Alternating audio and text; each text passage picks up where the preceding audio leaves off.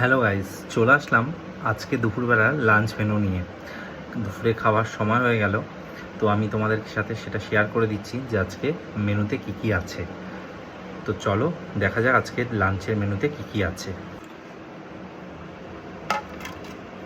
আজকে কিন্তু দুপুরে লাঞ্চের মেনুতে আছে ভাত, তার সাথে আছে শসা, আলু পেঁপে সেদ্ধ, আছে কচু শাক, তার সাথে আছে কচু বাটা, আর আছে ইলিশ মাছের ঝোল বেগুন দিয়ে করা হয়েছে, পাতলা ঝোল বেগুন আর কালো জিরা দিয়ে। তার সাথে আলু ভাজা আছে, কাঁচা পেঁয়াজ আছে। তো এখন খাওয়াটা শুরু করা যাক।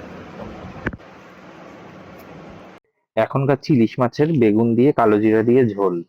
ঝোলের কালারটা থেকে বুঝতেই পারছো কেমন হয়েছে। মাছটার দারুণ স্বাদ, খুব টেস্ট মাছটা। তোমাদের সাথে আবার দেখা হচ্ছে পরবর্তী ভিডিওতে। এখনকার মতো সবাইকে টাটা, ভালো থেকো।